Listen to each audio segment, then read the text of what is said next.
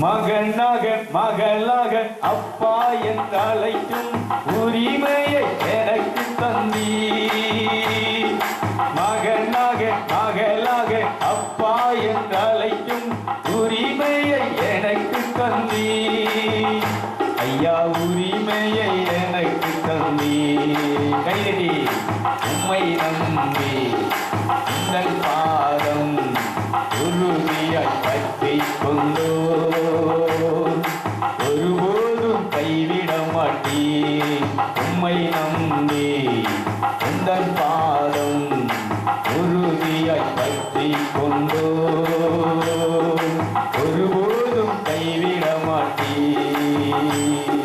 மகனாக மகளாக அப்பா என்று அழைக்கும் உரிமையை எனக்கு தந்தீ. மகனாக மகளாக அப்பா என்று அழைக்கும் உரிமையை எனக்கு தந்தீ. ஐயா உரிமையை எனக்கு தந்தீ. ஐயா உரிமையை. புருஷன் முன்னாடி 2 பேரும் அதிகாலையில் எழும்பி கை கோர்த்துக்கிட்டு என்ன செய்யணும்? நீ கொடுக்க வேண்டிய இடம் அதிகாலையில, நீ கை வைத்த வேண்டிய இடம் அதிகாலையில. இந்த ஐக்கியம் மரண பரியந்த உங்களுடைய வருகை வரிந்த என்ன செய்ய வேண்டும்? எங்களுக்குள் இருப்பதாக. கசப்பு என்ன செய்யக்கூடாது? காமம் என்ன செய்யக்கூடாது? சுயநலம் என்ன செய்யக்கூடாது? கோபம் என்ன செய்யக்கூடாது? பிரிவினை என்ன செய்யக்கூடாது? இது அதிகாலையிலே நீ பண்ண வேண்டிய ஜெபம். நீ அதிகாலையில எழுப்ப வேண்டிய பலி. இங்கே இப்படிப்பட்ட ஒரு வாழ்க்கையை எங்களுக்கு தந்திருக்கிறீரே, இந்த வாழ்க்கைக்காக நான் என்ன செய்கிறேன்? நன்றி சொல்ல கடமைப்பட்டிருக்கிறேன். நன்றி அப்பா. எந்திரிச்ச உடனே காப்பி கூட ஓடாத. எந்திரிச்ச உடனே பையை தூக்கிட்டு எரிஞ்சியாத. எங்கடா சருவ போய் அரிசிட்டு எரிஞ்சியாத. காலையில் பூந்தோட்டத்தை போய் நிற்காத. படிக்கிற பிள்ளைகள் எந்திரிச்சு பாருங்க, பல்லு மோதல் அப்பதான் அவசர அவசரமா பேசுவார். படிக்கிறது தொடங்கும் போது கடவுளோடு ஒரு வாழ்க்கை எழுச்சி தொடங்கும். படிச்சு நீ என்ன பண்ண போற? படிச்சவன் பாட்டை கெடுத்தானா? எழுதினவன் படிக்க தேவை. ஆனா கடவுளை தேடுதை விட்டுட்டு படிச்சீங்கன்னு சொன்னா அந்த படிப்பு ஒண்ணுக்கு உதவாது. படிச்ச அத்தனையும் தான் இந்த கூத்து பண்ணிட்டு இருக்கு. 6 மாசத்துல, 1 வருஷத்துல, 3 வருஷத்துல 4 பிள்ளை பத்ததுக்கு அப்புறம் வேண்டாம் எனக்கு பிடிக்கலையா? பொறுப்பு எங்க இருக்கு பார்த்தீங்களா? பிடிச்சிச்சோ பிடிக்கலையோ அன்னைக்கே சொல்லியாச்சு. கடவுளுக்கு முன்னால ஒரு எண்ணிஞ்சாச்சு, ஒரு வாக்குறுதி. இன்பத்திலும் துன்பத்தில் எல்லா நிலையிலும் எப்படி இருக்கும்? அதான் சொல்றேன், சுயநலவாதிகளுக்கு கடவுளே எதிரியா இருக்கிறார். ஒழுங்கா தெரிஞ்சுக்கோங்க. கடவுளோடு இணைஞ்சு வாழ்றதற்கும் 2 மனங்கள் இணைந்து வாழ்றதுக்கு யார் தடையா இருக்கிறீர்களோ, நீ எந்த கோயிலுக்கு எந்த காவடி எடுத்தாலும் உங்களுக்கு விமோசனம் கிடைக்காது. அப்போ நமக்கு விமோசனங்கிறது எதில் இருக்குன்னு சொன்னா, இந்த ஊழியல் செயல்களை தாழ்மை உள்ளவர்களுக்கு கிருபை அளிக்கிறார். அன்பு, மகிழ்ச்சி, அமைதி, சாந்தம், பொறுமை, விசுவாசம், தன்னடக்கம், இத்தகைய பண்புகளை கொண்டு நீங்க ஆராதனைக்குள்ள வரும்போது, ஜபத்துக்குள்ள வரும்போது, இல்லை ஜபம் பண்ண வரும்போது, இந்த நம்மளை சுற்றிலும் பரலோக சேனை இருக்கும், தேவதூதர்களுடைய கூட்டம் இருக்கும். பிதா, குமாரன், பரிசுத்தாவி திரியேக தேவன் என்ன செய்வார்னு சொன்னா, உங்களுக்கு முன்னால் இருந்து உங்களுடைய ஜபத்தை என்ன செய்வார்னு சொன்னா, நீங்களே ஆசீர்வதிச்சு உங்களுக்கு பெருகு பண்ணிட்டு போயிட்டே இருப்பார். இந்துக்கள் எடுத்துக்கோங்களேன், அவங்களும் அவங்க சொல்லக்கூடிய அந்த படைச்ச தெய்வத்தை நாராயணன் அவங்க வழிபடலை. படைத்தவனை விட்டு விட்டு படைப்பு பொருட்களைத்தான் என்ன செய்து கொண்டிருக்கிறார்கள், வழிபட்டு கொண்டிருக்கிறார்கள். அறிவு திருக்கோயிலில், சங்கரன் கோயிலில் ஒரு ஃபங்க்ஷன், ஒரு பில்லர் பாஸ்டர் வந்திருக்கும் போது நானும் சுப்பிரமணியம் மணிக்குட்டியும் நின்றுட்டு இருந்தோம். அப்போ அதில் ஒரு முக்கியமான வந்து கேட்குறாரு, ஐயா இந்த பணத்தை வசீகரம் பண்ணி சம்பாதிக்கிறது எப்படி, அதை அந்த ரகசியம் எப்படி கொஞ்சம் சொல்லுங்களேன் அப்படின்னாரு. அவருக்கு டகான ஒரு முகம் சடார்னு நான் பார்த்தா சடார்னு அப்படியே கோவம் வந்துச்சு. பணத்தை வச்சு என்னங்க செய்ய போறீங்க? பணத்தை வசீகரம் பண்ணி என்ன செய்ய போறீங்க? சந்தோஷமா இருக்க போறோம். சந்தோஷத்தான இறைவனுக்காக சந்தோஷத்தை கொடுத்துட்டு போறாரு. இதுக்கு பணத்தை வசீகரம் பண்ணி நீ என்ன செய்ய போற? அதனால என்ன வராது? சந்தோஷம் வராது. இப்படியெல்லாம் என்ன செய்யாதீங்க. பணத்தை வசீகரம் பண்ணி எப்படி சந்தை ஆதாயப்படுத்துன்னு சொல்லி இப்படியெல்லாம் அலையாதீங்க. இப்படி எத்தனை பேர் தொடங்கிங்க அப்படின்னு. இவங்க ஆன்மீகவாதிகளாம். காவியோட ஒட்டியிருக்கிறாங்க, பட்டையெல்லாம் போட்டுருக்குறாங்க. இவங்களுக்கு முதல்ல என்ன செய்யணும்னு சொன்னா, இந்த இச்சைகளை எப்படி அடக்கிறது, பணத்தை எப்படி வசீகரம் பண்ணி பேங்கில் போய் கொள்ளையடிக்க வேண்டியதான். இன்னொருத்தன் இடத்த அவன் பேரில் என்ன செய்ய வேண்டியதான், பட்டாவை என்ன செய்ய வேண்டியது, இவன் பேரில் மாற்றிட்டு என்ன செய்ய வேண்டியதான். அப்போ தான் சீக்கிரம் என்ன செய்யலாம், வசீகரம் பண்ணி எடுக்க முடியும். அதுக்கு அந்த ஏதாவது ஜெபமுறை இருக்கா, அதுக்கு ஏதாவது வழிமுறை இருக்கான்னு கேட்குறேன். நல்லா யோசிச்சு பாருங்க.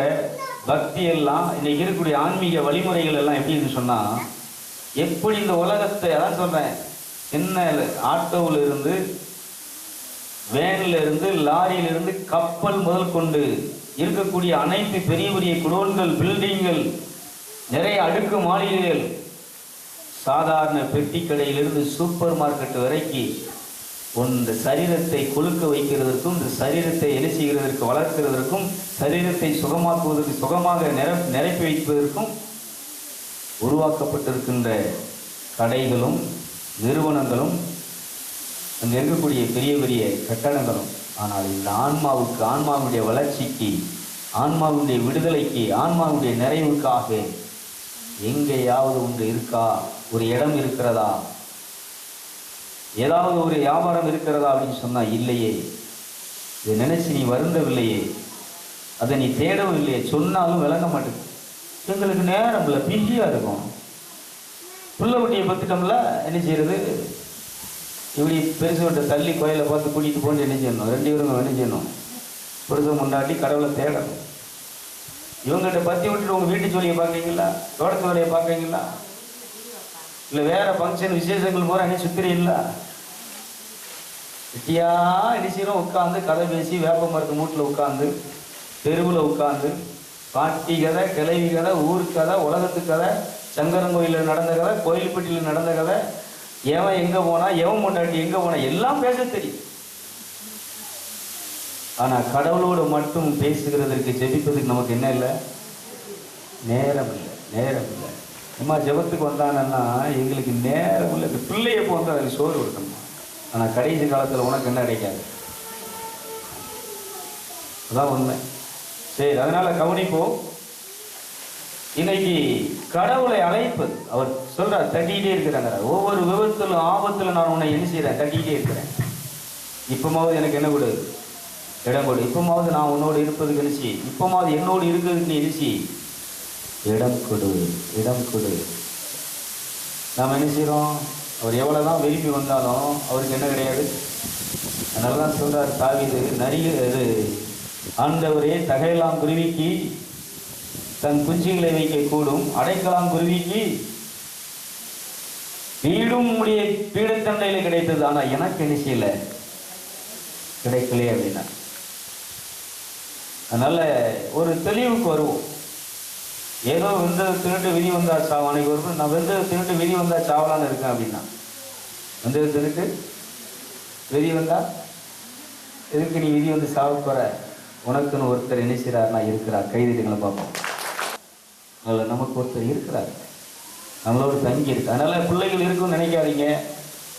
அந்த மருமகா நமக்கு இருப்பா, கட்டி விடுப்பா, நம்மளை பாப்பா அப்படிங்கிற நினைக்காதீங்க. ஆனால் உங்களுக்கு ஒருத்தர் இருக்கிறார். இன்னைக்கு பிறந்ததிலிருந்து நீ மறிக்கிறது வரைக்கும் உன்னை போஷிக்கிறவர், பராமரிக்கிறவர், உன்னை உடுத்து வைக்கிறவர் என்ன செய்யறதுன்னா உறங்குவதும் இல்லை, தூங்குவதும் இல்லை. கைதிட்டவர் நன்றி சொல்லுவாங்க.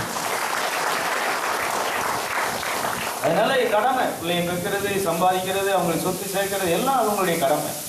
இன்னொன்று கொஞ்சம் நல்லா புரிஞ்சுக்கோங்க, இதுதான் என்னுடைய பிள்ளை புத்திர மோகம் தெரிஞ்சு அதை அத்துளையும் முடிச்சதா இருக்கு, அது சரியில்லைன்னு தெரியுது. ஆனாலும் அதுக்கு நீ வெட்டியா நீ செஞ்சுருக்கிறீங்க, ஏதாவது பண்ணிட்டு இருக்கிறீங்கன்னு சொன்னா ஒவ்வொரு செயல்களுக்கும் நீங்கள் கணக்கு கொடுக்க வேண்டும். சரிங்களா? ஏன்னா எல்லாம் தருகிறவர் மேலே இருக்கிறவர். நான் ஒரு நாள் நிறுத்தி கணக்கு கேட்பா.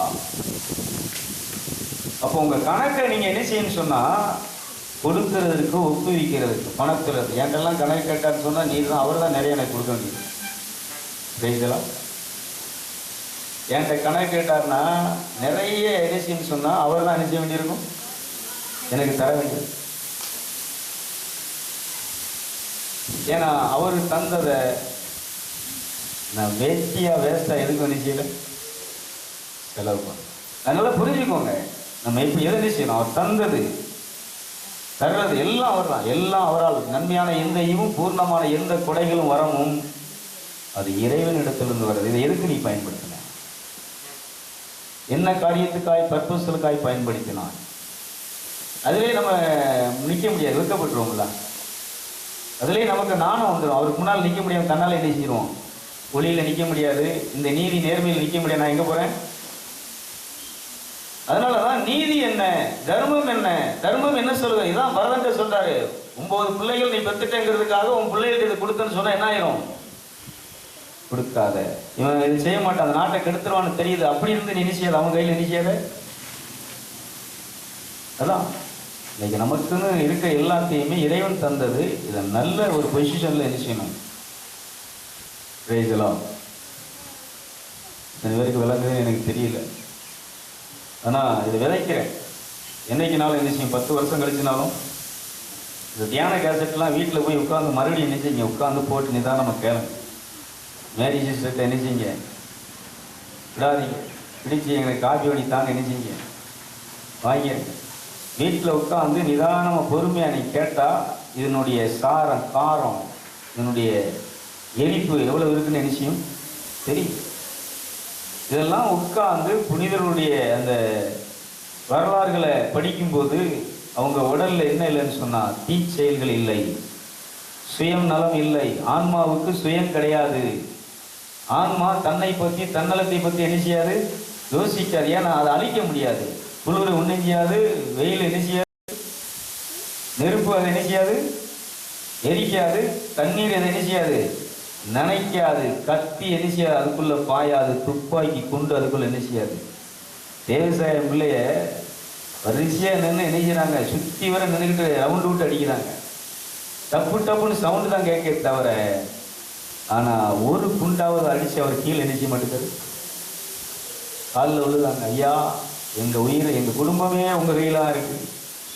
இந்த குண்டு உங்க உடலுக்குள் பாய்ந்தால்தான், நீங்கள் பாய்ந்து கீழே விழுந்தால்தான் எங்கள் குடும்பத்திற்கு விமோசனம்னார். இந்த மனுஷன் அப்பவும் பாருங்க, இவங்களை வெறுக்காம, ஆண்டவரே இவங்களுக்கு வாழ்வு கொடுங்க, என் உயிரை என்ன செஞ்சு உங்கள்கிட்ட ஒப்படைக்கிறேங்கிறார். இப்போ என் மேலே என்ன செய்யிட்டு உங்க குண்டு பாயிட்டுங்கிறாரு. குண்டு பாஞ்ச உடனே உள்ள என்ன செய்றார், மேலே அடிபட்டு கீழே விழுகிறார். ஆன்மானா என்ன விளையாட்டு நினைக்கிறீங்களா? அதான் புனிதருடைய வரலாறுக்குள்ள போங்க. மகான்களை என்ன, நமக்கு முன்னால் இருந்த மகான்களை நீங்க என்ன செய்யுங்க, அவங்களுடைய வாழ்க்கையை நீங்க கொஞ்சம் பிரட்டி பார்க்க ஆரம்பிங்க. அப்பந்தான் இந்த அழிஞ்சு போகிற அந்த உடலுக்காக வாழ மாட்டீங்க. இங்க இருந்து வெளிநாட்டில் போய் வேலை செய்யறாங்க இல்லையா, இங்க வேலை இல்லாம இல்லையா, ஏன் ஆசை நிறைய சம்பாதிச்சுட்டா நெஞ்சில் கொஞ்சம் பணத்தோட வந்தோம்னா ஒரு வீட்டை கட்டிடலாம், ஒரு காரை வாங்கிடலாம், கொஞ்சம் ஏதாவது ஒரு தொழில் தொடங்குறது, கொஞ்சம் பணத்தை சேவிச்சுக்கலாம், என்ன செய்யலாம், சந்தோஷமா இருக்கலாம், குடும்பமெல்லாம் ஜாலியா இருக்கலாம். பேசலாம் விளங்குதா விளங்கலையா? வாழ்க்கை எதை நோக்கி போயிட்டு இருக்கு?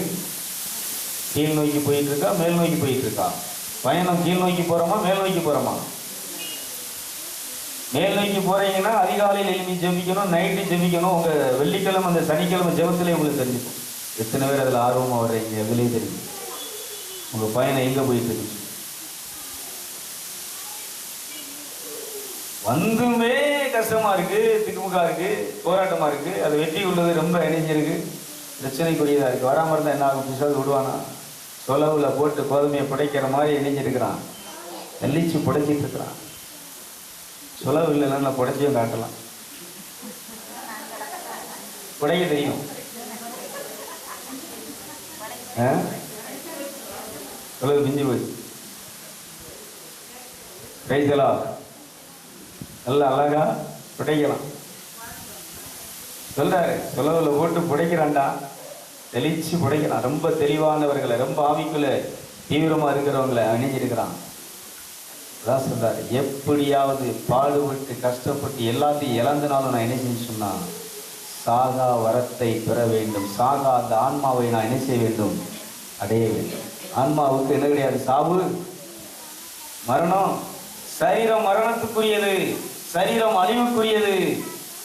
உள்ள இருக்க ஆன்மா வெளியில போன உடனே என்ன ஆயிடுன்னு சொன்னா, 6 மணி நேரம் தான்.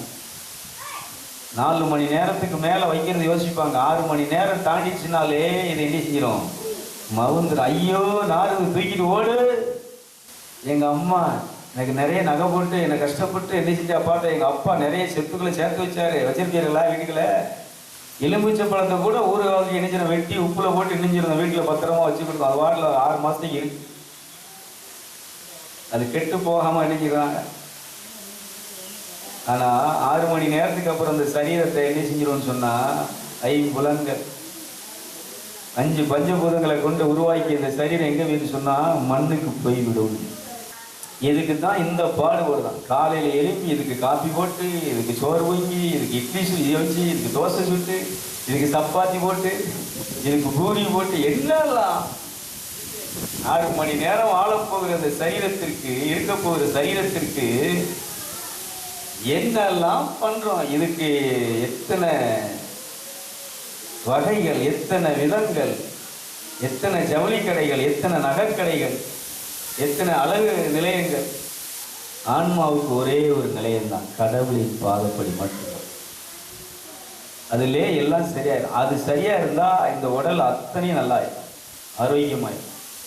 அதான் சொன்னாங்க, இந்த தியானத்திற்குள் கடவுளுடைய சமூகத்துக்குள்ள வந்ததுக்கு அப்புறம் எந்த விதமான பிரச்சனை, இந்த உடலுக்குரிய அழிவுக்குரிய எந்த நோயும் இனிச்சியில இல்லை. ஒரு ஐஸ் பெட்டிக்குள்ள ஒரு பொருளை வச்சா எப்படி கெட்டு போகாதே மாதிரி இந்த உடலை கெட்டு போகாமல், நோய்வாய்ப்பட்டு இது அழிந்து போகாமல் பதப்படுத்தக்கூடிய, பாதுகாக்கக்கூடிய ஒரு பெட்டகம் தான் எதுன்னு சொன்னா நம்முடைய ஆன்மா என்பது. கைதுகளை பார்ப்போம். அதனால அதுக்கு சக்தியை கொடுங்க, அதுக்கு ஆற்றலை கொடுங்க. அது ஆற்றலை அடையும்படி நீங்க என்ன செய்யணும்னு சொன்னா கடவுளுடைய பாதத்திலே மண்டியிடுங்க, ஜெபம் செய்யுங்க. இப்போ ஜப வாழ்க்கை என்று சொல்லும்போது, தவ வாழ்க்கை என்று சொல்லும்போது முதன்மையானதாக இருக்கும்.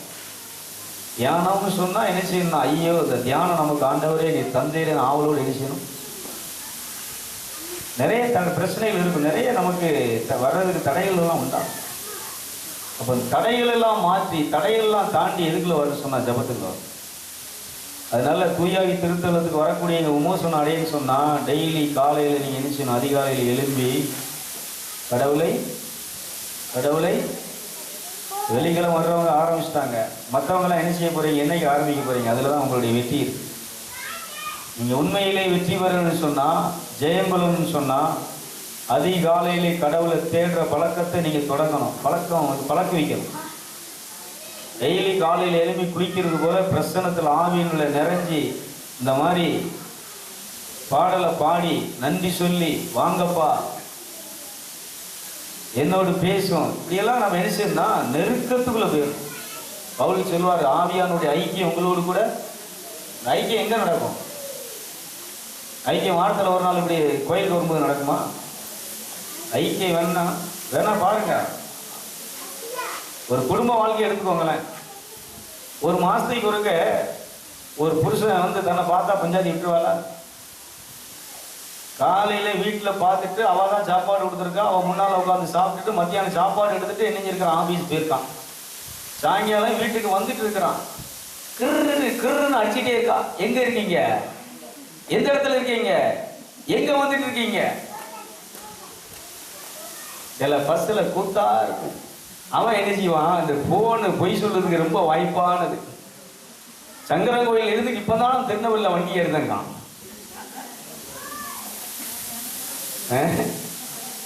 இப்பதான் அன்னைக்கு உட்காந்துருக்கிறேன், திருநெல்வேலியில் வந்தாச்சு, ஆளு என் கூட தான் உட்காந்துருக்கான். நான் இப்பதான் நாகர்கோயிலில் வண்டி ஏற போறேன். அப்போதே திருநெல்வேலி வந்துட்டேன், ஏன் இவ்வளவு லேட்டு நான் வாங்கிடுச்சுவா? ஒத்த நாள் உன்னால என்ன செய்ய முடியல. ஐக்கியத்திலிருந்து புருஷன் நிழல்ல இருந்து அந்த முகத்தை அந்த அந்த கருப்பை அந்த புண்ணாக்க என்ன செய்ய பார்க்காம உன்னால என்ன செய்ய முடியல. இது ஒரு மாசம் ஆனா இது நிலைமை என்ன ஆகும் யோசிச்சு பாருங்க பார்ப்போம். கடவுளுக்கு மட்டும் எப்பமாவது வருவாங்களாம், இவருக்கு சௌரியம் உள்ள நேரத்தில் வருவாங்களா, இந்த ஐக்கியம் ரொம்ப பெருகுமா. பிள்ளைகளும் அப்படித்தான். பிள்ளைகள் ஐயோ பிள்ளைகள் வரும், பிள்ளைகளை பார்க்கணும். ஏன்? ஏதோ ஒரு ஐக்கியம், ஒரு பந்தம். ஒரு குறிப்பிட்ட ஆள் பிடிச்சா இருக்கும், அது பிடிக்கலாம், அது போயிடும். அதனால நல்லா கவனிச்சுக்கோங்க. கடவுளுடைய ஐக்கியம் வந்து டெய்லி சாயங்காலம் ஆனவனே எப்பா எங்க இருக்கீங்க, அங்க அடிங்க, எதுக்கு அடிங்க. அவர் போன் நம்பர் தெரியுமா? இங்க எல்லா போன் நம்பரும் வச்சிருக்கீங்களா? அவருக்கு போன் நம்பர் தெரியுமான்னு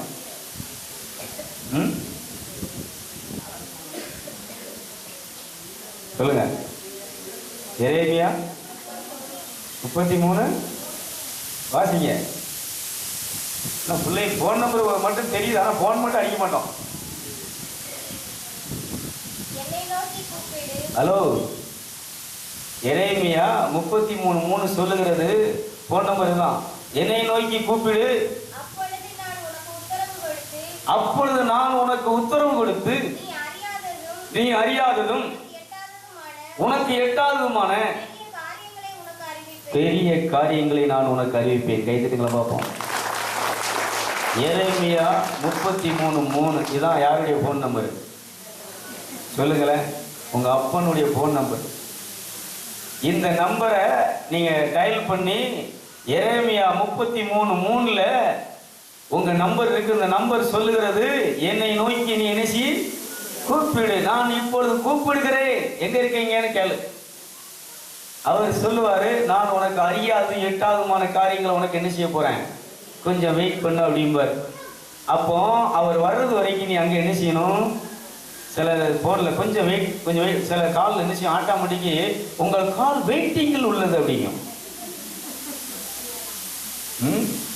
இது மாதிரி கொஞ்சம் வெயிட் பண்ணி என்ன செய்யணும்னு சொன்னா, அடுத்து அந்த காலை அட்டன் பண்ணி பேசி முடிச்சுட்டு தான் நீங்க அடுத்து என்ன செய்யணும், வேற வேலைக்கு என்ன செய்யணும், வேற போனை அட்டன் பண்ணணும். ஒரு கைதறிகளை பார்ப்போம். ஏதோ நீங்க சொல்லுங்க, நாங்க கைதட்டிக்கிட்டே இருக்கோம். ஆனா நாங்க செய்யறதை தான் என்ன செய்வோம், நீங்க செய்யறதை செய்யுங்க. ஒரு நாள் நாம அங்க பார்க்க முடியாது, இங்க பார்க்கலாம். ஆனா அங்க என்ன செய்ய முடியாது. அங்க பார்க்கணும்னா நான் சொல்றதை செய்யுங்க. இந்த எரேமியா 33:3 டெய்லி என்ன செய்யுங்க, டெய்லி இதுக்கு போன் பண்ணணும். சண்டே ஏன் வருது வீட்டை, எதுக்கு நீ போன் போடலை, புருஷன் அங்கே இருக்கா, பொண்டாட்டி இங்கே இருக்கா, போன் போட மறந்துட்டியோ. இவங்கெல்லாம் ஒழுங்கா போன் போடுறது கிடையாது, ஒழுங்கா பேசுறது கிடையாது. சண்டைங்க தான் ஆரம்பிக்கும். போன் போட்ட உடனே சண்டைகள் தான் ஆரம்பிக்கும்.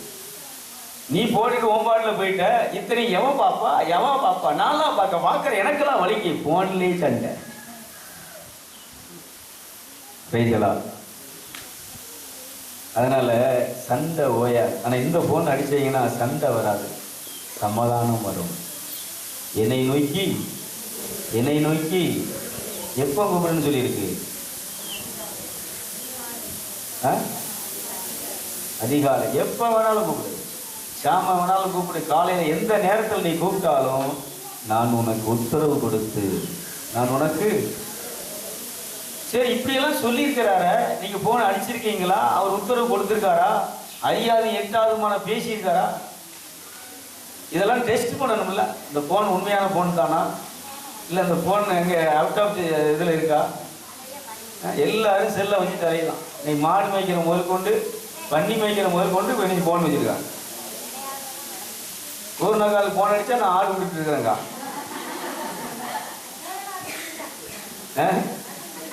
ஆடு மேய்க்கிறதுக்கும் அங்கே என்ன செய்யணும், போன் தேவையா இருக்கு. போன இப்போ பட்டு வச்சியோ. ஆமாம், அது என்ன வேலைனாலும் சரி, உண்மையிலே வாழ்க்கை இந்த அளவுக்கு ஓடுதுன்னு சொன்னால் எல்லாத்தையும் உதறிட்டு கடவுளை தேடுறதான் அதில் பாராட்டணும். அதனால் இந்த தியானத்திலிருந்து நாம் கொஞ்சம் எல்லாருமே நல்லா கவனிச்சுக்கோங்க. அதிகாலையில் எழும்பி உங்கள் வாட்டில் உங்கள் இஷ்டத்துக்கெல்லாம் நிச்சயாதீங்க. காலையில் எழும்பி அதிகாலையில் அவருக்கு ஒரு வணக்கம் செலுத்த வேண்டும். பிரைஸ். பாலியாங்கி சொன்ன ஒரு ரகசியம் என்னன்னா, காலையில் எழுந்திரிச்ச உடனே குட் மார்னிங் பரிசுத்த ஆவியானவரே சொல்லிட்டு தான் அவர் அடுத்த காரியங்களை எழுச்சி வரோம். அதுக்கப்புறம் தான் எனக்கும் ஆவியானவருக்குள்ள உறவே அதிகரிச்சு அப்படிங்கிறார். குட் மார்னிங் ஹோலி ஸ்பிரிட்னு ஒரு புக் எழுதியிருக்கிறாரு, பென்னிகன் தான். பென்னிகன் குட் மார்னிங். இன்னொன்று இவர் பாலியாங்ஷோவும் அவர் காலை வணக்கம் பரிசுத்த ஆவியானவரே உமக்கு காலை, அவர் ஒரு இது பண்ணியிருக்கிறார். இவங்கெல்லாம் எப்படி பவர்ஃபுல் மேன் ஆனாங்க, எப்படி ஒரு மகான்களாக மாறினாங்க, இவங்க கையை வச்சா அற்புதங்கள் எப்படி நடக்கு அப்படின்னு சொன்னால் இதான் விஷயம். இதோட ரகசியம் தான். காலையில் எழும்பி பெண்ணிகள்லாம் சொல்லுவார், நைட்டில் 2 மணிக்கு எழும்பி எத்தனையோ கிலோமீட்டர் தூரம் என்ன செய்யணும்னா பயணம், குளிர், அங்கே உள்ள குளிர். காலையில் அப்படியே வெரைட்டிமா சொற்று இதெல்லாம் கம்பளியெல்லாம் போத்திக்கிட்டு இவங்க என்ன செய்வாங்கன்னா அந்த ஜெபத்துக்கு கல்லறை ஜெபம், கல்லறை அதில் சுடுகாட்டில் போய் தான் அங்கே மாதிரி நினைச்ச முடியாது, வெளியில பாரியிலலாம் நினைச்ச முடியாது. முஸ்லீம் கண்ட்ரி அங்கே இஷ்டத்துக்கெல்லாம், ஏன்னா அவங்க யாரு வேற ஒரு இதில் இருந்து என்ன செய்கிறாங்கன்னா அது கிறிஸ்தவத்தை ஏற்றுக்கிட்டாங்கன்னு சொன்னால் இவங்களை விட்டே வைக்க மாட்டாங்க. அதனால் ஒளிஞ்சி நைட்டில் 2 மணிக்கு என்ன செய்வாங்கன்னா ஒரு கல்லறையில் போய் என்ன செஞ்சிருக்கிறாங்கன்னா ஒரு கூட்டம் சேர்ந்து ஜெபித்திருக்கிறார்கள். அல்லேலூயா சொல்லுங்களேன். அப்படி ஜெபம் பண்ணி கடவுளுடைய பாதத்தில் காத்திருந்து சக்தியை பெற்றவர். எல்லாத்தையும் குடும்பம் வேண்டாம், அவங்க சமுதாயம் வேண்டாம். அதான் சொல்கிறேன், கடவுளை நேசிக்க ஆரம்பித்தா ஜாதி இருக்கக்கூடாது, மதத்தை விட்டு வெளியே வந்தால் தான். அவங்க மதத்தை விட்டுட்டு வெளியில் வர்றார், வந்து கிறிஸ்தவ மதத்தில் சேர்றார். ஒரு யூதன். அப்போ எங்கே வர்றாரு சொன்னால் எல்லாத்தையும் விட்டுட்டு தனியாக ஒரு இடத்துல காலையில் 2 மணிக்கு வந்து என்ன செய்கிறாங்கன்னா உண்மை தெய்வத்தை சிருஷ்டிகரை தேட ஆரம்பித்தார்கள். கைதிகளுமா இன்னைக்கு உள்ள பிரச்சனை என்னன்னா சிருஷ்டியை தேடிட்டு இருக்கிறோம், சிருஷ்டிகரை என்ன செஞ்சிட்டோம். நான் சொல்றேன், இந்த கிறிஸ்தவ மதத்தையோ இந்து மதத்தையோ இஸ்லாம் மதத்தையோ யார் உண்டாக்கினா? கடவுளா? ஏசு இந்த உலகத்தில் வந்த பொழுது எங்கேயாவது, நான் இங்கே வந்து 33 வருஷம் இருந்தார்ல, இந்த 33 வருஷத்துல எங்கேயாவது ஒரு சபையை உண்டாக்குனாரா? கிறிஸ்தவ சபை நான் ஏற்படுத்திய சபைன்னு சொல்லி அவர் உண்டாக்குனாரா? பேதுரு அப்போஸ்தலன் தான் செஞ்சார். எல்லாம் நீங்க கவனிச்சுக்கோங்க. சபைனா என்ன? இந்த பாடியில ஆன்மாவை தான் சொல்றார். நீ பாறை, உன் மேல நான் என்ன செய்யணும்னு சொன்னா என் சபையை கட்டுவேன். கைதுங்களேன். சபைனா கட்டடமா இல்ல ஒரு ஆளை பேசினாரா? எல்லாரும் சொல்றாங்க பாறை உன் மேல சபையை கட்டுவேன்னு சொல்லி ஆண்டவர் என்ன செஞ்சார்? அன்னைக்கு சபையை கட்டினாரு. இப்படி இந்த கட்டடத்தை கட்டினாரா? கட்டடத்தை கட்டினாரா? இதெல்லாம் நீங்க கிளாரிட்டி பண்ணணும். உட்கார்ந்து யோசித்தீங்கன்னா இந்த மதத்துக்கு, அதான் சொல்றேன், மனுஷன் உண்டாக்கிய சிருஷ்டித்த சிருஷ்டியை நீங்க தொழுது சேவிக்கிறீங்களே தவிர ஆனா யாரை தொழுது சேவிக்கல. ஆனா இந்த ஆலயத்துல தெய்வம் இருக்காரா? இதான் கொஸ்டின் நான் கேட்கிறேன். நான் என்னுடைய 22 வயசு வரைக்கும் பல கோயில்களுக்கு புண்ணிய ஸ்தலங்களுக்கு போயிருக்கிறேன். ஆனா அந்த புண்ணிய ஸ்தலங்கள்லயே கோயிலே நான் கடவுளை என்ன செய்யல, காணவில்லை. வீட்டில் உட்கார்ந்து இத்தனை அப்போஸ்தலருடைய மந்திரங்களை மன்றாட்டுகளை சொல்லி உட்கார்ந்து ஜெபம் பண்ணி இருக்கிற கடவுளை என்ன செய்யல, காணவில்லை. கடைசியில கடவுள் கொஸ்டின் பண்றாரு, நான் உன்கிட்ட என்ன செய்ய முடியல, வர முடியவில்லை. ஏயா வர முடியல? இவ்வளவு மன்றாட்டுகளை ஜெபங்களை சொல்லி மெழுகுதிரி பத்த வச்சு நான் ஜெபம் பண்ணிட்டு இருக்கிறேன். நான் ஜெபம் பண்றது தான் பெருசா சொல்றதே தவிர, நான் மெழுகுதிரி பத்த வைக்கிறது தான் பெருசா சொல்றேனே தவிர, நான் மன்றாட்டு சொல்றது தான் பெருசா சொல்றேனே தவிர, கடவுளை நான் தேடினதை பத்தி என்ன செய்யல. அவர் கேட்கிறாரு, நீ என்ன எப்போ தேடினங்கிறாரு. இது 2 மணி நேரம் நான் உட்கார்ந்து ஜெபம் பண்றது, அது என்ன கூப்பிடல. என்னுடைய போன் நம்பருக்கு 33 நீ என்ன செய்யல. ஹலோ, விளங்குதா விளங்கலையா? என்ன நீ கூப்பிட்டியா? 3 தடவை கூப்பிட்டேன். ஆண்டவரே இரக்கமாயிரு கிறிஸ்துவே, நீ கூப்பிட்டுட்டேன்னு சொல்லி நானும் பாஞ்சு வந்தா, அடுத்து நீ சிருஷ்டியை தான் நேசிச்சுட்டு இருக்கிற, தொழுது சேவித்துக் கொண்டு இருக்கிறாய். சிருஷ்டிகரை நீ என்ன செய்யவில்லை. மதம் என்பது மனிதன் உண்டாக்கியது, மந்திரங்கள் என்பது மனிதன் உண்டாக்கியது. கடவுள் அன்பை, உறவை மட்டும்தான், ஐக்கியத்தை மட்டும்தான் உண்டாக்கினார். அதனாலதான் சொல்றேன், நீ கடவுளை தேடன்னு சொன்னா கோயில் செவம் பண்ணு, நீ ஆராதனை பண்றது இது மத கலாச்சாரம். நீ எப்படி வேணாலும் பண்ணிக்கலாம். அதான் சொல்லிட்டேன், நீ எங்க வேணாலும் இருங்க, நீ எந்த கோயிலில் வேணாலும் இருங்க, அதனுடைய சடங்கு. அதான் உங்களுக்கு தேவை. இது இல்லைன்னா நாளைக்கு இப்போ எல்லாரும் என்ன நினைக்காங்கன்னா, நமக்கு இந்த பாடியை அடக்கம் பண்ணுறதுக்கு ஒரு போதகர் வேணும் இருக்காங்க. இந்த தாலியை மந்திரிச்சு கொடுக்குறதுக்கு ஒரு ஆள் கேட்கும். ஒரு நல்ல மனுஷனை, உண்மையான மனுஷனை ஊரில் யார் இருக்கா, இந்த இதை எடுத்து நீ ஜெபம் பண்ணி கூட எழுதிக்கலாம். இதற்காக சிருஷ்டிகரை விட்டு விட்டோம், இதற்காக படைத்தவரை விட்டு விட்டோம். படைப்பு பொருட்களை நாம் என்ன செய்து கொண்டிருக்கிறோம், தொடர்ந்து கொண்டிருக்கிறோம். இருக்கக்கூடிய அத்தனை ஸ்தாபனத்தையும் சபையை பற்றி தான் நான் பேசுறேன். ஒரு குறிப்பிட்ட காலம் ஒரு புஸ்தகத்தை கொடுத்து இதுதான் வழி, இதுதான் ஜெபம் பண்ணணும், இப்படிதான் நான் கடவுளை இது பண்ணணும்னு சொல்லி ஒரு மார்க்கம் எனக்கு என்ன செய்து கற்றுக் கொடுத்தது. அந்த மார்க்கத்தை பின்பற்றினேன். சார் அதுக்கப்புறம் இதுல எல்லாம் சஞ்சலம் தீரல, இந்த கொட்டடிச்சு கையடிச்சு ட்ரம் அடிச்சு ஓ அல்லேலூயா அப்படின்னு போடுற சவுண்ட் அங்கேயும் போய் என்னச்சாச்சு, அல்லேலூயா போடு.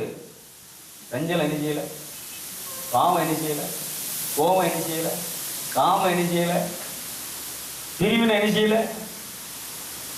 இங்கதானே குழப்பம் இருக்கு, இங்கதானே பிரச்சனை இருக்கு, இங்கதானே நாத்தம் இருக்கு.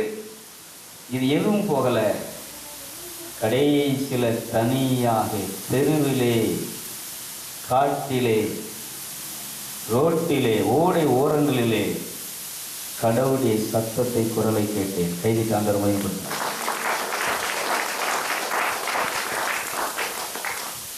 கடவுளை எங்கே காணுறது? அதான் சொல்ற, நீ சொல்ற இந்த கோயில்ல ஏழைகளுக்கு இடம் உண்டா? ஏழைக்கு இடம் உண்டாங்க? ஒரு அனாதைக்கு இடம் உண்டா? காருண்ய கல்லூரியில் ஒரு பாவப்பட்டவனுக்கு இடம் உண்டா? இயேசுகிட்ட பணம் கிடையாதுல்ல, சக்தி இருக்கு, ஆனா என்ன கிடையாது. பேதர் அர்த்தம், எங்கிட்ட வெள்ளியும் பொண்ணு இல்லப்பா, ஆனால் எங்கிட்ட இருக்கிறது உங்களுக்கு தருவோம். எலும்பி இடிச்சு கைதிகளை பார்ப்போம். அதனால கடவுள் நீங்க நடத்துகிற அதுல இல்லை. அப்போ அற்புதங்கள் நடக்குது. அவங்க ஜெபம் பண்ணும்போது நோயெல்லாம் குணமாகுது. அவங்க ஜெபம் பண்ணும்போது நல்ல தொழிலெல்லாம் நல்லா இருக்கு. இதெல்லாம் இருக்கும். மரத்தை வச்சவன் என்ன செய்வோம்? இதெல்லாம் நடக்கும், இதெல்லாம் நடக்கும். இப்போ சபீனா இருக்கிறா, இவன் அப்பாட்ட போய் உன்னை கேட்குறா, உடனே கொடுக்குறாரு, மகான்னு கொடுக்குறாரு. இப்போ நான் போகிறேன், நான் போய் அண்ணாச்சி எனக்கு இதை தாங்க அப்படின்னு கேட்குறேன், எனக்கு தர்றாரு.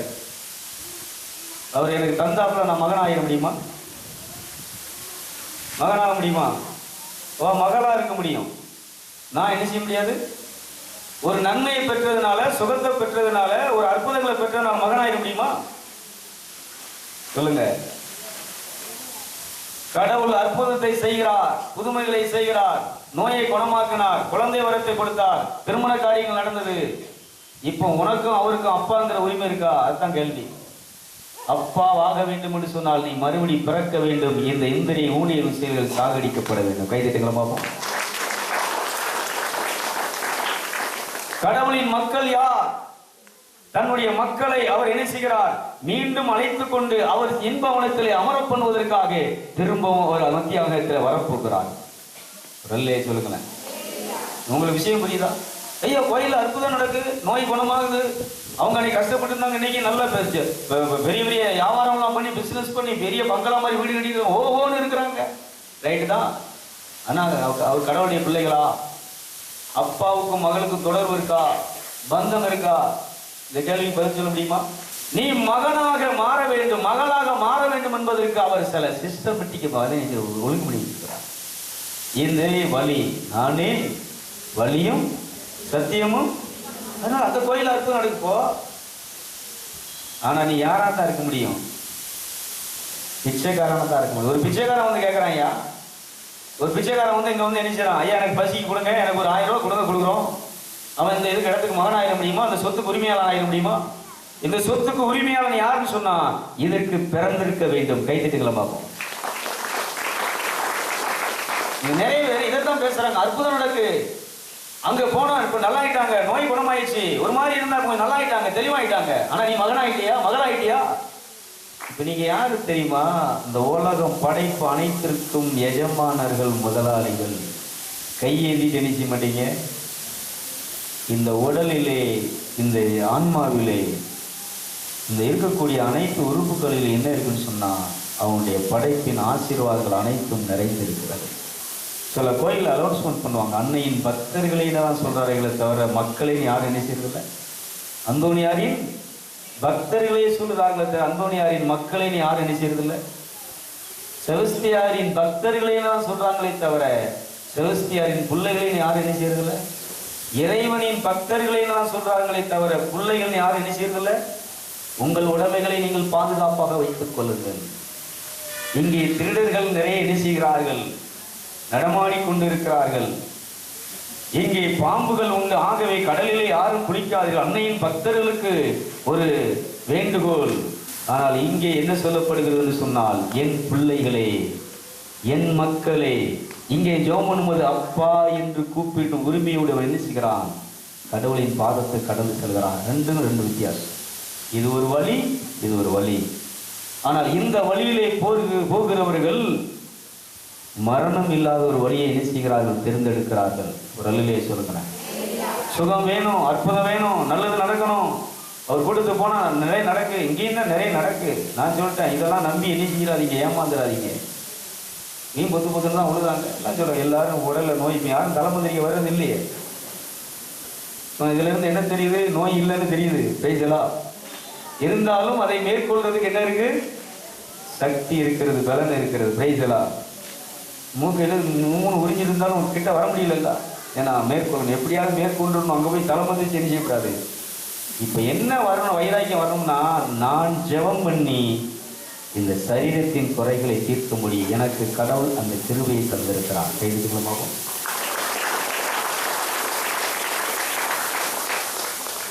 ஒரு கோழி 40 நாளாக கொஞ்சம் கூட்டிட்டு இழையுது. 40 நாள் முடிஞ்ச உடனே கொத்தி என்ன செஞ்சிருது? விரட்டிடுது. ஆனா எத்தனை வருஷமா ஒரு சபையில கிறிஸ்தவனா இருக்கும்? நான் ஒரு குறிப்பிட்ட காலம் கத்தோலிக்க சேவையில் இணைஞ்ச விசுவாசியா இணைஞ்ச அந்த உறுப்பினராக இருந்தேன், அவ்வளோதான். இப்போ நான் என்ன ஆகிட்டேன் சொல்லுங்க? கடவுளின் வேலையாளர். நான் தனித்து கடவுளை தேடவும், கடவுளை அறிவிக்கவும், நற்செயலை செய்யவும், நற்செய்தி அறிவிக்கவும் நினைச்சிட்டேன். எல்லாரும் ஓடிடணும். இங்கே உட்காந்து தட்டிக்கிட்டே நினைச்சக்கூடாது. அவ்வளோதான். உங்களை வேலைக்கு அடுத்து வேற ஆளுக்கு வைப்பாங்க.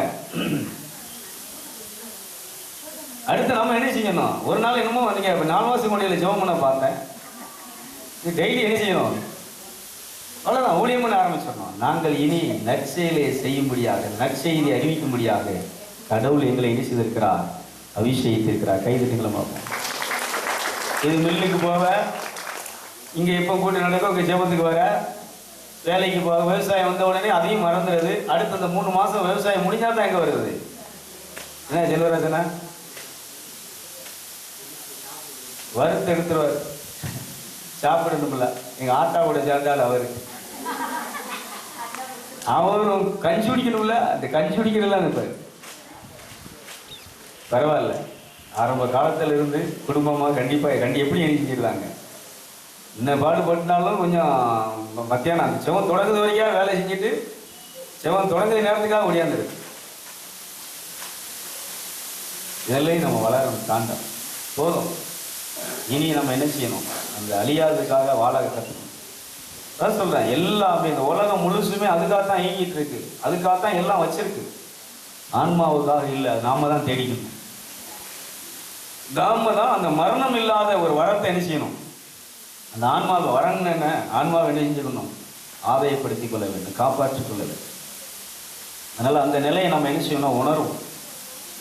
அதனால எல்லாம் பக்தர்களாக இருக்க முடியும். கடவுளுடைய பக்தர்களாக இருக்க முடியுமே தவிர பிள்ளைகளாக இருக்க முடியாது. பக்தர்களுக்கும் அவர் என்ன செய்கிறார்னா, புதுமைகளை என்ன செய்கிறார்? நன்மைகளை செய்கிறார், சுகத்தை அளிக்கிறார், அற்புதங்களை செய்கிறார். அவங்க கேட்குற வரத்தை எல்லாம் கொடுக்குறார். அவங்கள்ட்டையும் வரம் இருக்கும். அவங்களும் ஜெபம் பண்ணால் நல்ல காரியங்கள்லாம் நடக்கும். இயேசு ஒரு இடத்துல சீடர்கள் சொன்னார், ஆண்டவரே, நம்ம கூட்டத்தை சேராதவங்க அங்கே இணைஞ்சிருக்கிறாங்க, அற்புத அடையாளங்கள் செஞ்சுட்டு இருக்கிறாங்க, நாங்கள் போய் தடுக்கட்டுமா அப்படின்னா. இருக்காது, ஏன் பேரெல்லாம் இருந்துச்சு, நாங்கள் செஞ்சுட்டு போட்டோம், எல்லா இடத்துல தெரிஞ்சிட்டோம். அப்படி ஒரு பரந்தன்மையான தகப்பன் நம்ம தகப்பன். அவர் கைதட்டுகளை பார்ப்போம். அதனால இதை நம்பி நீங்க என்ன செஞ்சிடாதீங்கன்னு சொன்னா, அதெல்லாம் எதுக்கா? அழிஞ்சு போற காரியங்களை கேட்கறாங்க, கொடுத்துட்டு போறாரு. இதெல்லாம் அவருக்கு ஒன்றும் குறைஞ்சு போற காரியங்கள் இல்லை. ஆனா கேட்க வேண்டியது அழியாதவை, வாழ வேண்டியது அழியா வாழ்வுக்காக, மரணம் இல்லாத ஒரு வாழ்வுக்காக. நானும் நினைச்சு பார்த்தேன், அந்த புனிதர்கள் இவங்கெல்லாம் எப்படி இதை அடைஞ்சாங்க, எப்படி இந்த மேலாண் நிலைக்கு போனாங்க, நம்ம போங்காங்களே எப்படி அப்படின்னு யோசித்து பார்த்தேன். எப்படி போனாங்கன்னா, சிம்பிளான விஷயம், தன் விருப்பத்தை தன்னலத்தை நாடாது வாழ கற்றுக்கிட்டாங்க. அவ்வளவுதான். ஆன்மா என்பது தன்னலம் நாடாது. இந்த கொரிந்தியர் 13 சொல்லுவார். 1 கொரிந்தியர் 13ஆம் அதிகாரத்துல அன்பை பற்றி சொல்லும்போது, ஆன்மா என்பது ஆன்மாவெல்லாம் இருக்கு. தன்னலத்தை தேடாது, பிற நலத்தை நாடும், இழிவானதை தேடாது, அயோக்கியமானதை செய்யாது, எல்லாம் ஆன்மாவிலிருந்து நடக்கக்கூடிய நிகழ்ச்சிகள். வாசிக்க பார்ப்போம். நான் மானிடரின் மொழிகளிலும் வானதூதர்கள் பேசுகின்ற மொழிகளிலும் பேசினாலும் அன்பு எனக்கு இல்லையே, ஒலிக்கும் வெண்கலமும் ஓசையிடும் தாளமும் போலானே. இறைவாக்கு உரைக்கும் ஆற்றல் எனக்கு இருப்பினும் மறைபொருட்கள் அனைத்தையும் அறிந்தவனா நான் இருந்தாலும், அறிவெல்லாம் நான் பெற்றிருந்தாலும், மலையே இந்த இடத்துல இருந்து அந்த அனுமான் மாதிரி தூக்கி அடுத்த இடத்துல கொண்டு வச்சாலும், பெயர்த்து தள்ளினாலும், விசுவாசம் இருப்பினும் அன்பு இல்லையே ஒன்றுமில்லை. பாருங்க, இங்க சொல்றாரு, உடமை எல்லாத்தையும் நான் வாரி வழங்கினாலும், என் உடலையே சுட்டெரிப்பதற்கு பலியாக்குவதற்கு நான் ஒப்புவித்தாலும், என்னிடம் அன்பு இல்லையே எனக்கு பயன் ஒன்று இல்லை. அன்பு பொறுமையுள்ளது, நன்மை செய்யும், பொறாமைப்படாது, கற்புகழ்ச்சி கொள்ளாது, இருமாப்பு அடையாது, அன்பு இழிவானதை செய்யாது, தன்னலம் நாடாது, எரிச்சலுக்கு இடம் கொடாது, தீங்கு நினையாது, அன்பு தீவினையில் மகிழ்வுறாது, மாறாக. எப்படி? ஏதோ உண்மையோ உன் வீட்டில் உண்மை என்ன செய்யணும்? நடக்கணும். உன் வீட்டில் நீதி என்ன செய்யணும்? நிறைவேற்றப்படணும். நீதியை நிறைவேற்றுவதற்கு நீ என்ன செய்ய? தயாராகிவிடு, நான் உன் கூட இருப்பேன். கடவுள் நீ இருக்கிற இடத்துல, குடும்பத்தில் எங்கேயோ கோயிலில் நம்ம ஒரு கோயிலில் ஒரு புதுமை நடக்கும். உன் வீட்டில் நடக்கணும், நீ போகிற இடத்துல நடக்கணும், நீ நடக்கிற இடத்துல நடக்கணும். இந்த அன்புங்கிறது தான் ஆண்டவர் அனுப்பிய உள்ள இருக்கக்கூடிய ஆன்மா என்பது அழியா ஜீவன் சக்தி என்பது. பிரைசலாம். அன்பே கடவுள். கடவுள் எங்க இருக்கிறாரு? இந்த செயல்களை இப்ப இருக்கா இல்லையா? அந்த செயல் நம்மகிட்ட இருக்கா? தேடிதான் பார்க்க வேண்டியது. இந்த ஸ்தோத்திரம் கத்தோலிக்காரங்க என்ன செய்வாங்கன்னு சொன்னா, ஐயோ ஸ்தோத்திரம் சொல்லுவாங்க. பெந்தை கோயிலுக்காரம்மா இங்க இருந்து போன அவன் களவாண்டி போயிட்டான். களவும் கொடுத்துட்டு இவங்க என்ன செய்யறாங்க? இது அவங்களுக்குரியதுங்கிறான். தனக்குரிய பொருள் எதுன்னு என்ன செய்யல. இந்த ஸ்தோத்திரத்தின் வழியாக தான், பலியின் வழியாகத்தான் மகான்களாக, பரிசுத்தவான்களாக, புனிதர்களாக மாற்றப்பட்டார்கள் கத்தோலிக்கர்கள். ஆனா இதை நம்ம என்ன செஞ்சுருக்கிறோம்? இதெல்லாம் எதுக்கு இதெல்லாம் பேசுறோம்னா, இந்த சப மோகம் போகணும், மதத்தினுடைய மோகம் நமக்கு என்ன செய்யணும்? போகணும். இந்த உலகத்தில் இருக்கக்கூடிய மோகம் நமக்கு என்ன செய்யணும்? போகணும். அப்ப கடவுளை எங்க தேட முடியும்? கடவுளை எங்க பார்க்க முடியும்? கடவுள்கிட்ட எங்க பேச முடியும்? சொல்லுங்க. எருசலேம் தேவாலயத்திலையா? எங்க? இதயத்தில் தான் பேச முடியும். கைதிகளை பார்ப்போம். நான் யாராவது கோயில்னு சொல்லுவீங்கன்னு நினைச்சேன். நல்ல வேலை, இதயத்தில் பாயிண்ட்டை பிடிச்சி தான் இருக்கேன். தினம் கேட்டுட்டு இருக்கோம்ல. தினம் கேட்டாலும் நம்ம கவனம் பூரா, அந்த எண்ணங்கள் அலைகள் பூரா எங்க இருக்குன்னு சொன்னா கெட்டிடத்தில் தானே இருக்கு. சொல்லிட்டார், கையினால் கட்டப்பட்ட கட்டடங்களில் நான் என்ன செய்வதில்லை. எடுத்துக்காட்டு நம்ம பைபிள் இருந்து, கையினால் கட்டப்பட்ட கோவில்களில் நான் வாழ்வதில்லை, வாசம் செய்வதில்லை. இவ்வளவு சொன்னதுக்கு அப்புறம் நம்ம அவரை எங்க தான் தேடணும்? சொல்லுங்க. இந்துக்களாக இருந்தாலும் சரி, கிறிஸ்தவர்களாக இருந்தாலும் கடவுளை பற்றி தான் பேசிக்கலாம். அவங்களும் கடவுளை தானே கும்பிட்டு இருக்கிறாங்க. யாரா இருந்தாலும் சரி, நீ கடவுளை தேட வேண்டும் என்று சொன்னால், பார்க்க வேண்டும் என்று சொன்னால், கையினால் கட்டப்பட்ட எந்த கட்டடங்களிலும் நீ அவரை என்ன செய்ய முடியாது. எந்த சிலைகளிலும் அவரை என்ன செய்ய முடியாது. அவர் உருவாக்கிய சிலைகளே இந்த சிலைகள் தானே. இதுதானே, இதுக்குள்ளதான் அவர் என்ன செய்ய முடியும்னா பார்க்க முடியும். உள்ள தேடுறதா ஒரு கதை ஏற்கனவே சொல்லியிருக்கிறேன். ஒருத்தர், ஒரு துறவி லைட்டை வச்சு தெருவில் தேடிட்டே இருந்தாங்க. லைட் அடிச்சு எழுதி தேடிட்டே விளைஞ்சிருக்கிறார். பெரியவர் என்ன இதே தெருவில் வந்து டெய்லி தேடிட்டு இருக்காரு. இனத்தை தேடுறாரு, இனத்தை போட்டாரு அப்படின்னு. இந்த மாதிரி சேட்டை முடிச்சவங்க 2 பேர் போய் நினைச்சாங்கன்னா, ஐயா 2-3 நாளாக தேடிட்டே இருக்கீங்களே, இங்கே லைட்டை வச்சுக்கிட்டு இங்கே இந்த இடத்துல தேடுறீங்களே, என்னையா போட்டீங்க, என்ன தேடுதீங்கன்னாங்க. நான் ஒரு அமுதத்தை என்ன செஞ்சிருந்தேன், முட்டை வச்சிருந்தேன், அதை போட்டேன், காங்கலை, அதை தேடிட்டு இருக்கேன் அப்படின்னா. எங்க போட்டீங்கன்னு தெரியுமா? அந்த பாலடைஞ்ச மண்டபத்துல தான் தங்கி இருந்தேன், அங்க போட்டேன். யோ, அங்க போட்டா இங்க ஏன் தேடுதீரு? அங்க இருட்டா இருக்கு, வெளிச்சம் இல்லை, அதனால என்ன செஞ்சுட்டு இருக்கிறேன், இங்க தேடிட்டு இருக்கிறேன். யோ பைத்தியக்காரா, நீ போட்ட இடத்துல வெளிச்சம் இல்லைன்னா லைட்டை ஒரு வெளுதிரிய ஒரு விளக்க கொளுத்தி அங்க தேடியா?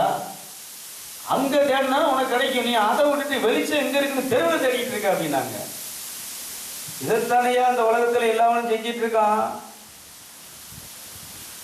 கடவுளை உள்ள வச்சுக்கிட்டு இவன் எல்லாரும் என்ன செஞ்சிட்டு இருக்கிறான், வெளிச்சம் எங்க இருக்குன்னு கோயில்ல வந்து என்ன செஞ்சிருக்கிறான், கட்டடங்கள்ல தேடிட்டு இருக்கிறான்.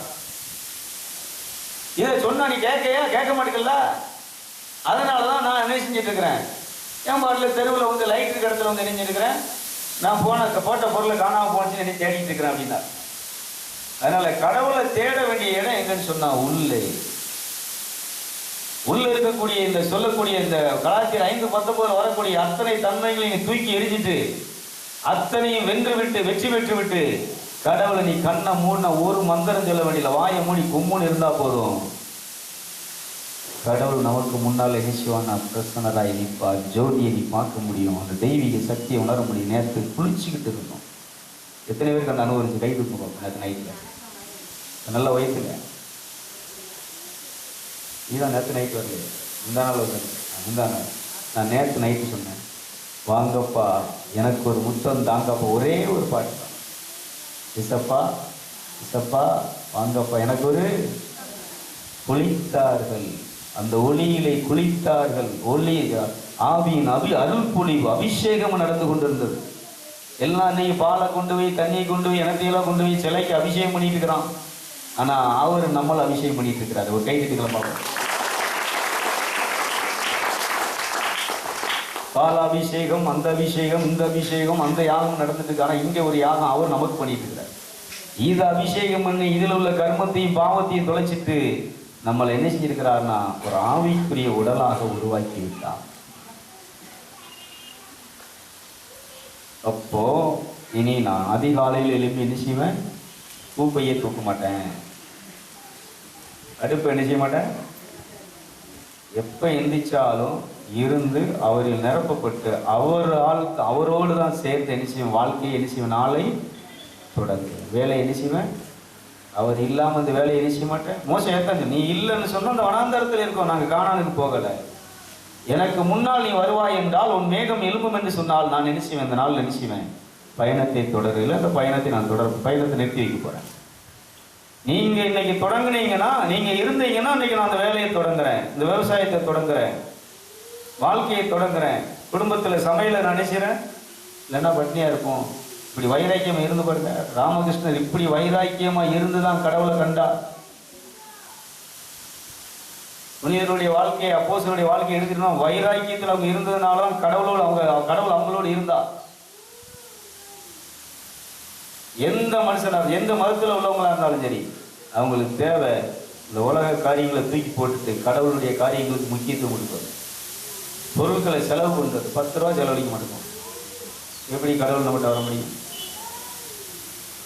கடவுளுக்காக எல்லாவற்றையும் நான் இழந்து விட்டேன், எல்லாவற்றையும் அவருக்காக கொடுத்து விட்டேன்.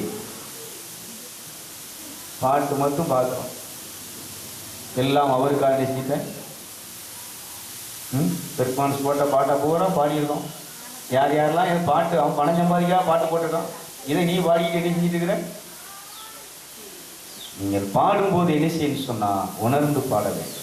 நான் ஆவியோடும் பாடுவேன், கருத்தோடும் பாடுவேன். அங்க அபிஷேகம் இறங்கும், அங்க ஆவியானவர் வருவார், சக்தி கிடைக்கும், அங்க வல்லமை கிடைக்கும். அதனால மக்கள் வேஸ்டா நாளை போக்காதீங்க, நேரத்தை போக்காதீங்க. மதம் என்கிற பேரால கடவுளை என்ன செஞ்சிடாதீங்க, தள்ளிடாதீங்க. இப்போ வாழ்க்கையில நிறைய விஷயங்களை நம்ம என்ன செய்யணும்னு சொன்னா கடவுளுடைய பாதத்தில் தான் கற்றுக்கொள்ள முடியும். அதனாலதான் இயேசு பாதம் எனக்கு போதும். மரியாதை போல உட்காருங்க, காலையில் எழுப்பி என்ன செய்யுங்க, கடவுளை தேடுங்க, ஜெபம் பண்ணாதீங்க, பிச்சை கேட்காதீங்க, ஒருத்தருக்காக குறிப்பு வச்சு ஜெபம் பண்ணாதீங்க. கேன்சர் வியாதியா, அதெல்லாம் தனி, இதெல்லாம் நீ ஜெபம் பண்ண வேண்டியதே இல்லை. கேன்சர் வியாதிக்கு நீ நினைச்சி வியாதி உள்ள கூட்ட வந்து கையை வை. மார்க் 16:17 சொல்லுகிறது, வியாதியஸ்தன் மேல் கையை வை. கடவுளுடைய சமூகத்தில் வந்து உட்கார்ந்து காத்திருந்த அந்த இறை அருள் அந்த மருந்து நினைச்சின்னு சொன்னால் இந்த உடலுக்குள் என்ன செய்ய வேண்டும், பாய வேண்டும். இப்போ தான் சொல்கிறார், அப்போஸ்தலர்கிட்ட அந்த சக்தி வல்லம் இருக்கிறதுனால நீங்கள் கையை வைக்கும்போது அந்த சக்தி வல்லம் அந்த உடலுக்குள் பாய்ந்து அந்த பிணியாளியை குணமாக்கும். கைதிகளை பார்ப்போம். சில ஊழியக்காரங்க அப்படி நின்று பைபிள் வச்சு ஜெபம் பண்ணிட்டு அப்படியே போயிடுவாங்க, ஒருத்தர் தலையும் கை வைக்க மாட்டாங்க. ஒரு வசனம் சொல்லுவாங்க, அவ்வளோ சீக்கிரமா யார் தலையும் என்ன செய்யாத, உன்ட்ட சக்தி இல்லைன்னா அங்கே இருக்க சக்தி இங்கே தூக்கிடும்ல, அந்த நோயை இங்கே தூக்கிடும். இதான் என்னுடைய பிரச்சனை. ஏதோ வாசற்படியில் நின்று கதவை தட்டி கொண்டிருக்கிறேன். எத்தனையோ விபத்துகள், ஆபத்துகள், கஷ்டங்கள், எல்லா நேரத்திலும் நான் தான் கதவை தட்டுவது. அப்பொழுதாவது நீ வருவாயா, இந்த சூழ்நிலையை என்னை தேடுவாயா, என்னை அழைப்பாயா என்று சொல்லி, ஆபத்து வந்த பொழுதாவது என்னை கூப்பிட மாட்டாயா என்று சொல்லி நான் என்ன செய்தேன், உன் அருகில் நின்று தட்டி கொண்டிருந்தேன். எல்லாரும் கைவிடப்பட்ட நேரத்திலேயாவது என்னை கூப்பிடுவாயா என்று சொல்லி நான் அப்பொழுதாவது என்னை அழைப்பாய் என்று சொல்லி நான் காத்து கொண்டிருந்தேன். நீ என்னை தேடவும் இல்லை, என்னை அறியவும் இல்லை.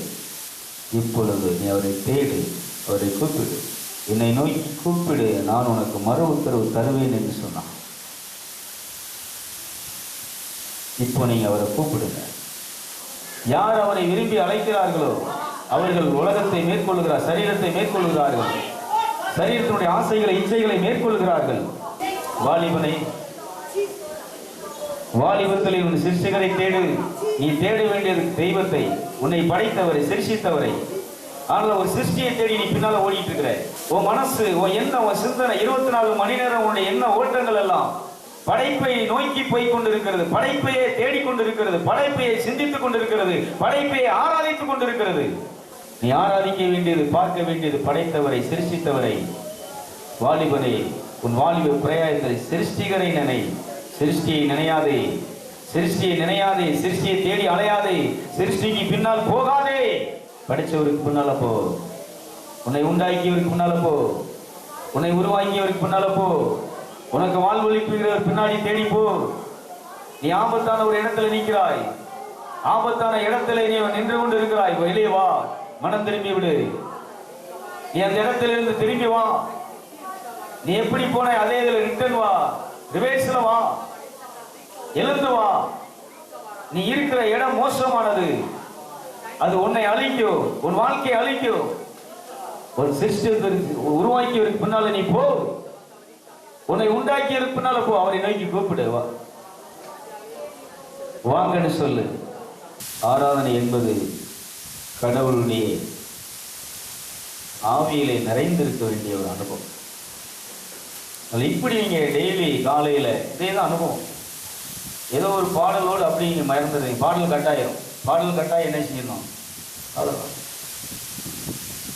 மைக்கு கையில் இருக்காது, மைக்கு தன்னால் என்ன செய்யணும், அவ்வளவுதான். இங்க எப்போ நம்முடைய புலன்கள் அமைதியாகி இந்த ஆன்மாவில் அந்த வெளிச்சம் உண்டாகிறதோ அப்பொழுதுதான் கடவுள் நமக்குள்ள செயலாற்றவோ பேசவோ முடியும். இதுதான் அனுபவம். இப்படி நீங்க உட்காரும் போது டெய்லி நீங்க ஆண்டவருடைய சமூகத்தில் அப்படி அவரை நாடி போகும்போது அவருடைய குரலையும் கேட்க முடியும், அவரையும் காண முடியும். நல்ல இன்னைக்கு நிறைய பேர் நினைச்சுறாங்க, நிறைய இதை கொடுத்துட்டு இருக்கிறாங்க. ஆனால் உண்மை தெய்வத்தை படைத்தவரை அவங்க நினைச்சலன்னா கொடுக்க தவறிவிட்டார். அதனால் படைத்தவரை நாம் என்ன செய்ய வேண்டும், கண்டுகொள்ள வேண்டும், அவர் குரலை கேட்க வேண்டும். நாம் அவருடைய ஆடுகள், நாம் அவருடைய மக்கள். இன்னும் சொல்ல போனா யூதா கோத்திரத்து சிங்கம், நாமெல்லாம் சிங்க குட்டிகள். ஒரு அல்லையே சொல்லுங்களேன். ஆடுகளா என்ன செய்யக்கூடாது, இருக்கக்கூடாது. ஆடுகளா இருந்தால் அடித்து சாப்பிட்ருவாங்க, சூப் போட்டுருவாங்க. சிங்கங்களா இருக்கும். சிங்கங்களா இருந்தால் தான் நம்மளை என்ன செய்ய முடியாது. ஏப்பா சிங்கத்துக்கு நம்ம என்ன செய்ய முடியாது அப்படிங்கிற ஒரு பயமாக இருக்கும். அதனால நாம் யூதா கோத்திரத்தை சிங்கங்கள். இந்த சிங்கம் என்கிற ஒரு உணர்வோடு நாம் கடவுளை தேடவும் அவருடைய உணர்விலே நாம் வாழவும் கற்றுக்கணும். அனுபவம் என்பது அனுபவசாலிகளாக இன்னைக்கு என்ன செஞ்சாங்கன்னா இருந்தாங்க. இன்னைக்கு அந்த ஊழியம் என்பது இந்த ஆன்மீக அனுபவத்திற்காக மட்டும்தான் நினைச்சிருக்கோம். நம்ம இதை பண்ணிட்டு பணத்துக்காகவும் அல்ல, மதத்தில் சேர்க்கிறதுக்காகவும் அல்ல. ஏன்னா இங்க நடக்கிற அனுபவங்கள் அனைத்தும் விலையேற பெற்றது. இதுக்கு விலை கொடுக்க முடியாது, விலை கொடுக்க முடியாது. அதனாலதான் தியானம் இலவசம், மருந்து இலவசம், வரங்கள் இலவசம், அபிஷேகம் இலவசம், மீட்பு இலவசம், வரங்கள் இலவசம். இதெல்லாம் விலை கொடுத்து வாங்க முடியாத ஒப்பற்ற கொடைகள். ஆனா அதை வியாபாரம் ஆக்கிட்டாங்க. இதுக்கு பணம் வச்சிருந்தோம்னா ஏழைகள் வர முடியாது, ஆண்டவர் வர முடியாது. அதனால நம்ம என்ன சொன்னா, ஒன்று பணத்துக்காகவும் இங்கே செயல்படலை, மதத்தில் சேர்க்கிற காரியங்கள் நடக்கும். ஏன்னா மதத்தில் கடவுள் இல்லை என்பது தெரிஞ்சதுக்கு அப்புறம் ஒரு மதத்தை நம்ம உண்டாக்க இதை உருவாக்க முடியாது. அதனால ரெண்டு நிலையை நீங்க என்ன செய்யணும், தெரிந்து கொண்டு இந்த தியான நிலையில தியானத்துல நீங்க அட்டன் பண்ண கற்றுக்கணும். ஞாயிற்றுக்கிழமையும் ஒரு தியான அனுபவமாகவே போகும். தியானிப்பது அதிலே அப்படி உட்கார்ந்து இந்த அனுபவத்தை டெய்லி வீட்டில் தொடரும். வீட்டில் நீங்க தொடர முடியாதுங்கிறவங்க நிச்சயமா உங்க வாழ்க்கையை மரணத்தை நீங்க என்ன செய்ய போறீங்க. இதை தொடர்கிறவர்கள் மரணத்தை மேற்கொள்கிறீர்கள். மரணத்தை மேற்கொள்ளும் சக்தி நமக்கு என்ன செய்கிறது உண்டா. அதனால நீங்கள் அவருடைய சத்தத்தை கேட்டு அவர் குரலை கேட்டு நடப்பீர்கள் என்று சொன்னால் உயிர் வாழ்வீர்கள், பிழைப்பீர்கள். ஒரு அலையிலே சொல்லுங்களேன், நல்ல சத்தமா சொல்லுங்களேன். அதனால மரணமில்லா ஒரு வரத்தையும் ஒரு வாழ்வையும் பெறுகிறதற்காக இரவும் பகலும் தியானம் செய்வது, வேதத்தை தியானிப்பது. சங்கீதம் 1 சொல்லுவார், ஆண்டவருடைய வேதத்தில் இன்பமாய் இருக்கிற மனுஷன், தியானமாய் இருக்கிற மனுஷன் பாக்கியவான். நீர்க்கால்கள் ஓரத்தில் நடப்பட்ட மரத்தை போல அவன் என்ன செய்வான். அப்போ தியானம் இரவும் பகலும் செய்ய வேண்டிய ஒரு நிகழ்ச்சி. எப்பொழுதெல்லாம் நமக்கு ஒரு சின்ன கேப் கிடைக்கும், ஃப்ரீயா இருக்கிறோமோ அப்பொழுதெல்லாம் அதை பண்ண வேண்டிய நிகழ்ச்சி. ஃப்ரீயா இருக்கிற நேரத்தை வேற எதையும் நினைச்சிட்டு இருக்கிறோம், செலவழிச்சுட்டு இருக்கிறோம், வேற எதையும் பேசிட்டு இருக்கிறோம். இன்னொன்று நம்ம யாரையும் சும்மா இருக்க விடுறதில்லை. ஏதாவது ஒன்று மாற்றி ஒன்று வந்துட்டே. நல்ல கடவுளுக்கு நம்முடைய ஆன்மாவை ஆதாயப்படுத்துகிறதற்கு நாம் தான் முயற்சிக்க வேண்டும், வேதத்தோடு உட்கார வேண்டும். இதுதான் நமக்கு கடவுள் கொடுத்திருக்கிற என்னது சொல்லுங்க, கல்வி. இந்த கல்வியை கற்றால் ஒழிய, இதை தியானிக்க கற்றுக்கொண்டால் ஒழிய, இதேமாரி பாதத்தில் உட்கார்ந்து ஏதோ ஒரு பாட்டு இல்லைன்னா சொல்லிக் கொடுத்து அதே ஸ்தோத்திர பலியை மட்டும் செய்யும். எதில் ஒன்றிக்க முடியுமோ அதில் போயிருங்க. நான் முதல்ல ஒன்றிச்சிட்டேன், என்னால் அதை நிறுத்த அந்த பாட்டை அப்படியே கண்டினியூ பண்ணியிருந்தா ரொம்ப அபிக்குவார். அதனால இதுக்குள்ள போயிட்டீங்கன்னா அப்படி போயிட்டே இருக்கு. அதுக்கு நீங்கள் கட் பண்ண வேண்டியதில்லை. ஸ்தோத்திர பலி அதான் சொல்லிக் கொடுத்தேன்.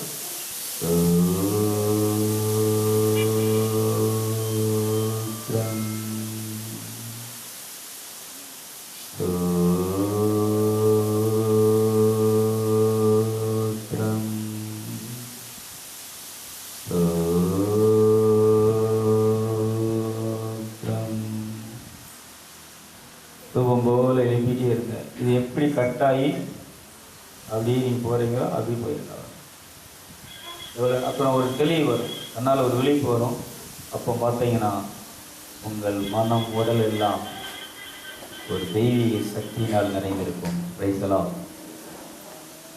அதனால் ஒரு சிலர் தொடர்ந்து அதை பண்ணிட்டு இருக்கிறீங்க, மீதி பேர் பண்ணல, யோசிக்கிறோம், பண்ணலாம்னு நினைக்கிறோம். ஆனால் நேரம் தான் நினைச்ச மாட்டேங்குது, எந்திரிக்க தான் முடிய மாட்டேங்குது. ஒரு குறிப்பிட்ட நாள் அலாரம் வச்சு எந்திரிங்க, அதுக்கப்புறம் ரொட்டீன் ஆகிடும். தன்னாலே அந்த நேரம் வந்துடும். காலையில் எழும்பி எரிஞ்சாதீங்க, சரீரத்துக்கு தேவையானதை அடுப்பை போய் பற்ற வச்சு நிற்காதீங்க. முதல்ல எழுந்த உடனே கடவுளை தேடி விட்டு அதுக்கப்புறம் நீங்கள் என்ன செய்கிறீங்கன்னு சொன்னால் மற்ற வேலையை தொடருங்க. சமைக்கிறீங்களா செய்யுங்க, வேலைக்கு போகிறீங்களா போங்க, போடுக்கிறீங்களா போங்க. இதை பண்ணிவிட்டு நீங்கள் பண்ணுங்க, நித்தம் பண்ணிவிட்டு நீங்கள் பண்ணுங்க. உங்கள் வாழ்க்கையில் வெற்றி பெறுவீர்கள், சரீரத்தை மேற்கொள்வீர்கள். பிரைசலாம்.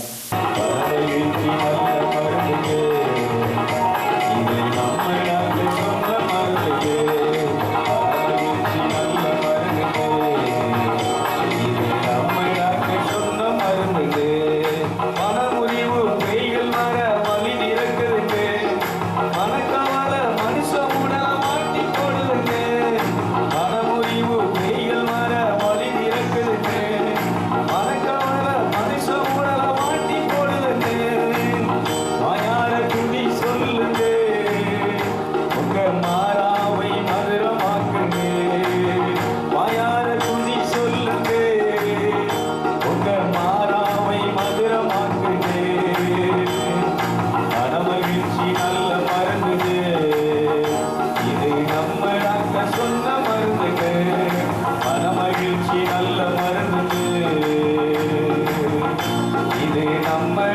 சொன்ன மருந்துக்கு அகமகிழ்ச்சி உங்க முகத்தை மாற செய்யுங்க.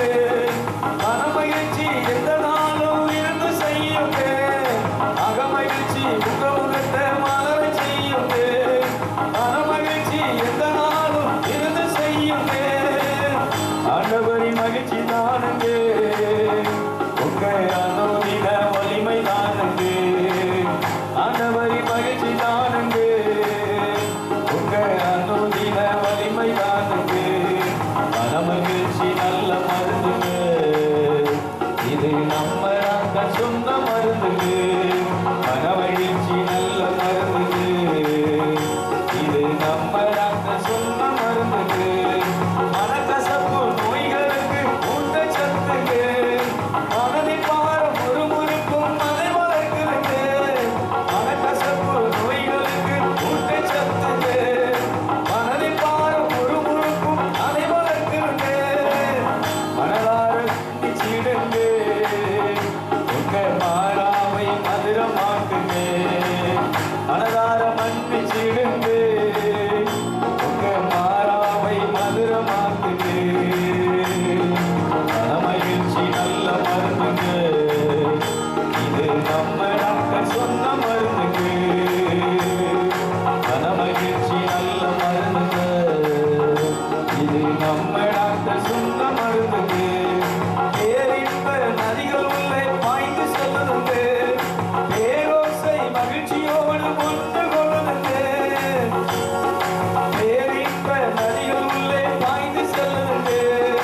பேரோசை மகிழ்ச்சியோடு ஒன்று கொள்ளுதுங்க. நீதிமானி வீட்டுக்குள்ளே எங்கும் கம்பீர சத்தம் உண்டுங்க. நீதிமானி வீட்டுக்குள்ளே எங்கும் கம்பீர சத்தம் உண்டுங்க. மனமகிழ்ச்சி நல்ல மருந்துங்க. மனக்க சொன்ன மருந்துங்க.